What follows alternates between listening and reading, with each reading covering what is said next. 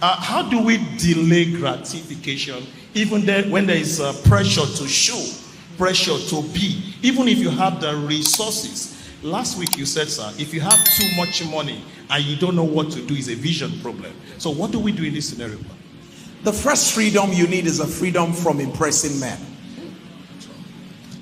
Trust me, once you can have the freedom from trying to impress anybody, you've gotten one of the most important freedoms you can ever have on earth. But once you live to impress, and once you are the kind of person that is subject to pressure, once you're the kind of person that people's pressure always directs your life, you are in a big trouble. And don't forget that when it comes to being a person, individuality matters.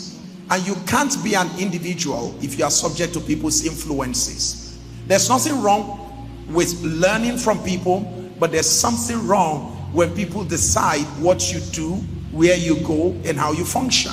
You've lost your individuality. It's very critical to understand that.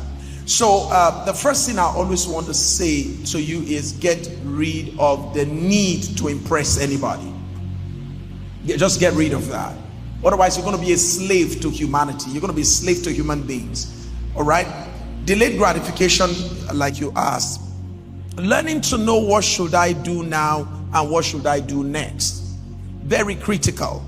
But again, if you're the type that likes to impress people, you're going to do today what you should be doing tomorrow. Because you want to impress people. So the first thing I always say is have a clear vision. It's almost like I'm going to go into class now. The first thing I always say is have a clear vision, and then make sure you set goals. What do I need to accomplish in order to be able to achieve my vision? Then break it down to tasks. What are the things that I need to do in order to accomplish the goals, to accomplish the vision? And then the next thing is to line up behind that focus, making up your mind that nothing will break my focus. What I need to do now in order to get to the next, to get to the next, to get to that place, I'm going to follow them sequentially. God can choose to do things that will disrupt the whole sequence, such that the things that I thought I will accomplish in 5 years can be accomplished in a year. Even then, I am not going to lose my focus. I'm going to still stay on the spine. All right? So focus is very critical if you are not going to be subject to distraction. I'm going to say that again. Focus is very critical if you are going to escape distraction. I've always said in this church that focus is maximum concentration on your key priorities, objectives, and vision. What do I want to accomplish with my life? You want to concentrate on that. I love every time I think about focus. The best for me is what I heard from Martina. Martina Navratilova said, when they asked her, how is it that you just keep succeeding? You just kept winning. She said, I concentrate on concentrating. I concentrate on what? Concentrating. You're not going to make me do what I don't want to do now. We had to start that way with my wife. When we started, we made up our minds. We said, look, this is what we want to accomplish.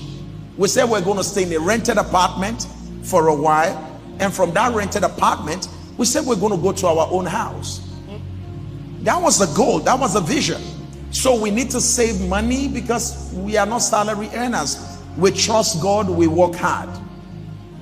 So the little money that comes to us from time to time, prudence became our next watchword. Because when money doesn't come as much as you want it, and not every time, the little one that comes, you want to manage it effectively. So we imbibe the principle of prudence. So we saved our money. But you know what happened? At a moment when we had saved money and I began to see zeros in our account, I'm like, wait, man of God, there's a lot of money here. So at that point, I began to think of maybe we should get a bigger house and rent. And truly, I was almost drifting. But thank God, because my wife, that's the power of two. My wife had to center me. She said she's not going to go with me to another rented apartment. That the goal we had was to go from our rented apartment To where? To our own house. She said, we did not say we're going to go from this place to somewhere else. And I saw this amazing building where my friends were living. Yeah. It's like a quarters for men of God. Exactly. And it's in Garki, amazing place. My wife followed me to the place, and when we were leaving, I was showing her the kitchen, and my wife was like, wow, it's beautiful. By the time we left the place, she went quiet. I said, so don't you like the place? And the next thing my wife said to me, she said, when we got home, she said, you are free to move in there. My children and I will stay in this house. Chai. Wow. Papa, what of packaging as a general overseer? That's the point. Who are you packaging for? Car. That's a big problem. The big problem is, who are you packaging for? Sadly speaking, you will spend money to package for people who don't even notice you. Wow. Isn't that what has been going on? Yes, sir. Your greatest depression is that with all you spent to look this amazing, those you thought will compliment you did not even recognize you. So you spent for those whose minds are made up about you. You want me to package? Pay me to package. All right? I'm not going to break my financial principles because I want to impress you. You don't pay me. And hey, make up your mind. Think about me however you want to do today. For as long as you are not the one that gives me job, I have nothing to impress you over. If those who give me job like the way I come, you don't matter.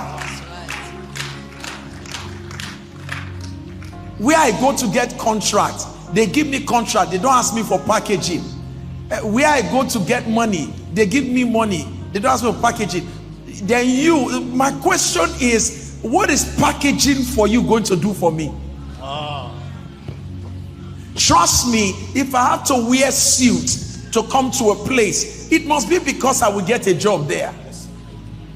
If I have to look exceptionally good to go to a place, it must be a place where I'm going to get some benefits from. But to look good for you, who gives me nothing, you don't introduce me, you don't patronize me, you add no value to my life, why will I spend for you?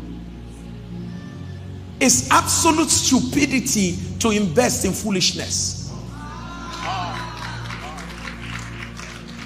All right?